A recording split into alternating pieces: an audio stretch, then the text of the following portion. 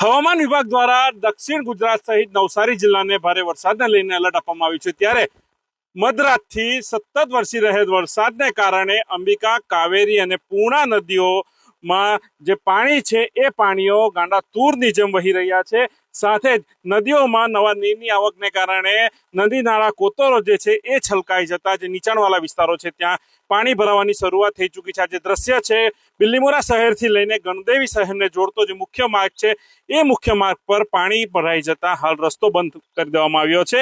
આ જે દ્રશ્ય છે એ બંધાણા નજીક એટલે કે ગણદેવી શહેરને જોડતો જે રસ્તો છે ત્યાં અંડરપાસમાં પાણી કમર સુધીના પાણી ભરાઈ જતા હાલ રસ્તો બંધ કરી દેવામાં આવ્યો છે। રેલવે વિભાગ દ્વારા પણ લોકોની સલામતી માટે બેનરો મારવામાં આવ્યા છે કે આ જાહેર માર્ગ નથી, એટલે કે લોકો પોતાના જીવનું જોખમ લઈને અહીંથી પસાર ન થાય, કોઈ અજુગતો બનાવ ન બને, કોઈ વાહન ચાલક પાણીમાં ફસાઈ ન જાય એના માટે તમામ જે તકેદારીના પગલા છે એ પણ હાલ રેલવે વિભાગ દ્વારા લેવામાં આવી રહ્યા છે। માર્ગ મકાન વિભાગ દ્વારા પણ આ જે રસ્તો છે એ વાહન વ્યવહાર માટે બંધ કરી દેવામાં આવ્યો છે એવી સૂચનાઓ હાલ લગાવી દેવામાં આવી છે। નવસારી જિલ્લાને વરસાદે ધમરોડવાનું શરૂઆત કરી દીધી છે। હજુ પણ નવસારી જિલ્લામાં અવિરત વરસાદ વરસી રહ્યો છે અને નદીઓ પણ ગાંડી તૂર બનવાની તૈયારીઓમાં છે। ત્યારે હજુ જો સાંજ સુધી આવો અવિરત વરસાદ વરસશે તો ક્યાંક નવસારી જિલ્લા માટે સમસ્યા ઊભી કરી શકે છે। ભાવિન પટેલ, ન્યૂઝ 18 ગુજરાતી, નવસારી। હવામાન વિભાગ દ્વારા દક્ષિણ ગુજરાત સહિત નવસારી જિલ્લાને ભારે વરસાદને લઈને એલર્ટ આપવામાં આવ્યું છે। ત્યારે મધરાતથી સતત વરસી રહેલ વરસાદને કારણે અંબિકા, કાવેરી અને પૂર્ણા નદીઓમાં જે પાણી છે એ પાણીઓ ગાંડા તૂરની જેમ વહી રહ્યા છે। સાથે જ નદીઓમાં નવા નીરની આવકને કારણે નદી નાળા કોતરો જે છે એ છલકાઈ જતા જે નીચાણવાળા વિસ્તારો છે ત્યાં પાણી ભરાવાની શરૂઆત થઈ ચૂકી છે। આ જે દ્રશ્ય છે બિલીમોરા શહેરથી લઈને ગણદેવી શહેરને જોડતો જે મુખ્ય માર્ગ છે એ મુખ્ય માર્ગ પર પાણી ભરાઈ જતા હાલ રસ્તો બંધ કરી દેવામાં આવ્યો છે। આ જે દ્રશ્ય છે એ બંધાણા નજીક એટલે કે ગણદેવી શહેરને જોડતો જે રસ્તો છે ત્યાં અંડરપાસમાં પાણી કમર સુધીના પાણી ભરાઈ જતા હાલ રસ્તો બંધ કરી દેવામાં આવ્યો છે। રેલવે વિભાગ દ્વારા પણ લોકોની સલામતી માટે બેનરો મારવામાં આવ્યા છે કે આ જાહેર માર્ગ નથી, એટલે કે લોકો પોતાના જીવનું જોખમ લઈને અહીંથી પસાર ન થાય, કોઈ અજુગતો બનાવ ન બને, કોઈ વાહન ચાલક પાણીમાં ફસાઈ ન જાય એના માટે તમામ જે તકેદારીના પગલા છે એ પણ હાલ રેલવે વિભાગ દ્વારા લેવામાં આવી રહ્યા છે। માર્ગ મકાન વિભાગ દ્વારા પણ